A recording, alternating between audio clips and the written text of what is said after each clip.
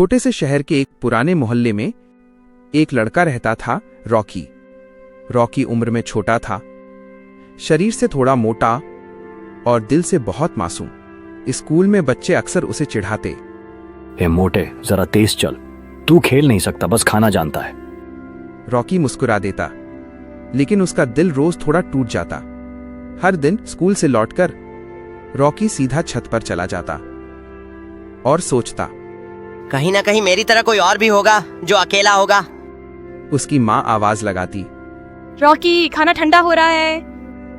Rocky नीचे आता, लेकिन उसका मन अभी भी आसमान में ही रहता। उस रात कुछ अलग था। हवा तेज चल रही थी, तारे ज्यादा चमक रहे थे। रॉकी को नींद नहीं आ रही थी। अचानक आसमान में एक तेज रोशनी, जोरदार आवाज, पूरा घर हिल गया।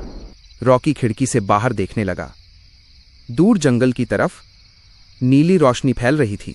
रॉकी का दिल तेज धड़क रहा था। ये क्या था? वो जानता था कि बाहर जाना खतरनाक है, लेकिन दिल ने कहा, अगर किसी को मदद चाहिए हो तो। धीरे धीरे वह घर से बाहर निकला। जंगल के पास पहुंचते ही उसने देखा, जमीन जली हुई थी, पेड़ टूटे हुए थे, बीच में एक गड्ढा था। उस गड्ढे से हल्की नीली रोशनी आ रही थी। रॉकी ने डरते हुए झांका। अचानक दो बड़ी आंखें खुलीं। रॉकी पीछे हट गया। गड्ढे में पड़ा था एक अजीब सा प्राणी, पतला शरीर और आंखों में डर। वो हिल भी नहीं पा रहा था। उसके मुंह से धीमी सी आवाज निकली, ऊ ऊ। रॉकी का दिल कांप रहा था। दिमाग कह रहा था, भाग जा, लेकिन दिल बोला, इसे छोड़ मत जा। रॉकी ने कांपती आवाज में कहा, डरो मत, मैं तुम्हें कुछ नहीं करूंगा।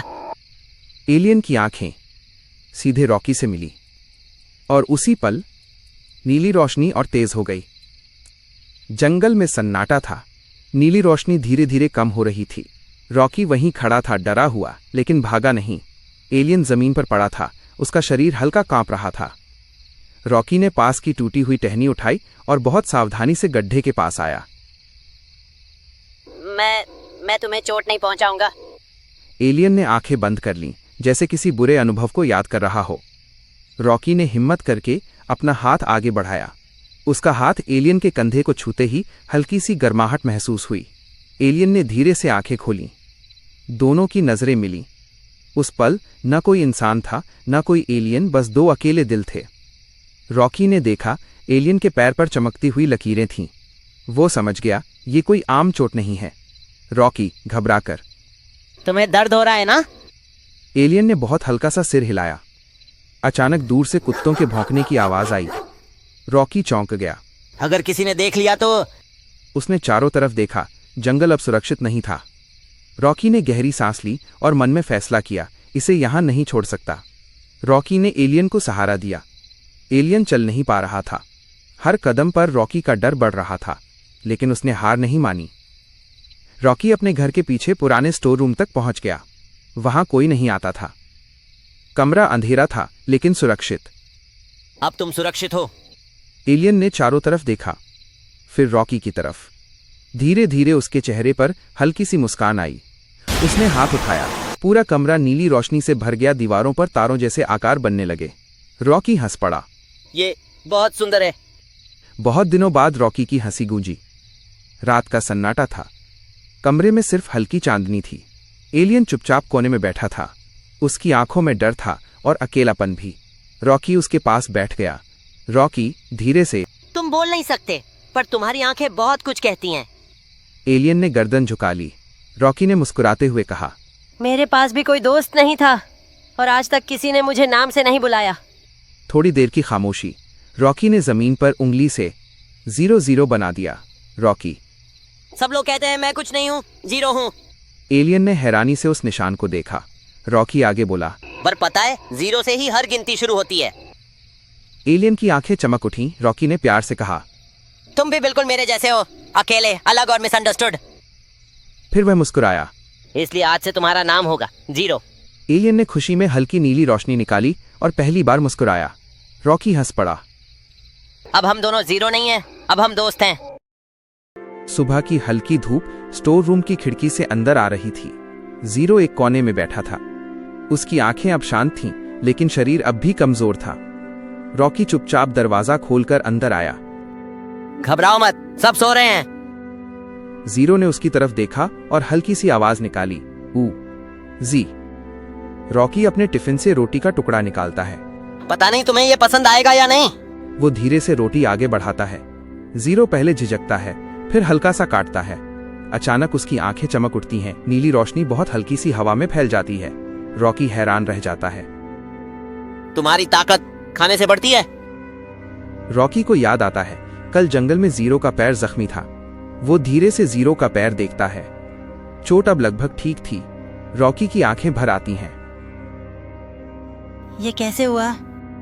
जीरो ने हाथ उठाया और अपने दिल की तरफ इशारा किया। फिर रॉकी की तरफ देखा। तुम अपने घर से दूर हो। जीरो की आंखें नम हो गईं। अचानक बाहर से किसी के चलने की आवाज आती है। रॉकी घबरा जाता है। अगर किसी ने देख लिया तो? जीरो ने तुरंत हाथ फैलाया। नीली रोशनी दरवाजे के पास एक अदृश्य दीवार बना देती है। बाहर से आवाज आती है, यहाँ कोई है क्या? दरवाजा हिलता है, लेकिन खुलता नहीं। रॉकी की सांस अटक जाती है। कुछ पल बाद आवाज दूर चली जाती है। तुम बहुत ताकतवर हो, फिर भी डरते हो। जीरो धीरे से सिर हिलाता है। वो दीवार पर रोशनी से एक टूटा हुआ गोला बनाता है, फिर गिरता हुआ जहाज। रॉकी समझ जाता है जीरो की ताकतें पूरी नहीं हैं। वो घायल है और अकेला है। जब तक तुम ठीक नहीं हो जाते मैं तुम्हें छुपा कर रखूंगा। जीरो रॉकी की तरफ देखता है। उसकी आंखों से नीली रोशनी बहने लगती है। ये रोशनी अब पहले से ज्यादा साफ और गर्म थी। दूर कहीं सायरन जैसी आवाज सुनाई देती है। रॉकी चौंक जाता है। खिड़की से एक परछाई गुजरती है। जीरो अचानक खड़ा हो जाता है। उसकी आंखें तेज चमकने लगती हैं। कुछ आने वाला है।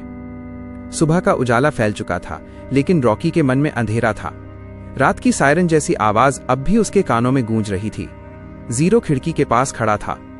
उसकी आंखें बाहर कुछ ढूंढ रही थीं। उसी समय शहर के दूसरे कोने में एक पुलिस कार रुकी। 3 लोग बाहर उतरे। इंस्पेक्टर विराट। कल रात जंगल में कुछ गिरा है, ये कोई आम चीज नहीं थी।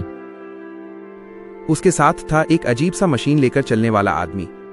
मशीन से हल्की बीप बीप की आवाज आ रही थी। वो मशीन नीली रोशनी की दिशा दिखा रही थी। वैज्ञानिक धीरे से, सर, ये ऊर्जा सामान्य नहीं है। विराट की आंखें सख्त हो गईं। मतलब जो हम ढूंढ रहे हैं वो अभी यहीं कहीं है। रॉकी स्कूल के लिए निकलता है, लेकिन रास्ते में वो देखता है लोग आपस में बातें कर रहे हैं। जंगल में कुछ अजीब हुआ है। सरकार की गाड़ी आई है, कहीं एलियन तो नहीं? रॉकी का दिल तेज धड़कने लगता है। अगर उन्होंने जीरो को ढूंढ लिया तो? दोपहर में खोज दल रॉकी के मोहल्ले तक पहुंच जाता है। मशीन की बीप अब तेज हो गई है। विराट रुकता है। यही इलाका है। उसकी नजर रॉकी के घर की तरफ जाती है। उधर स्टोर रूम में जीरो अचानक घुटनों के बल बैठ जाता है। उसका सिर दर्द से झुक जाता है। नीली रोशनी तेज होकर फिर अचानक कम हो जाती है। रॉकी भागकर अंदर आता है। जीरो, क्या हुआ? जीरो दीवार पर रोशनी से एक चित्र बनाता है, एक आदमी और उसके हाथ में मशीन, फिर जंजीर जैसा निशान। रॉकी समझ जाता है जो लोग आ रहे हैं वो दोस्त नहीं हैं। अचानक ठक ठक ठक, दरवाजे पर दस्तक। रॉकी का दिल रुक सा जाता है। बाहर से आवाज आती है, घर में कोई है? जीरो की आंखें चमक उठती हैं। उसकी ताकत फिर से जाग रही है। रॉकी धीरे से फुसफुसाता है, डरो मत, मैं तुम्हें कुछ नहीं होने दूंगा।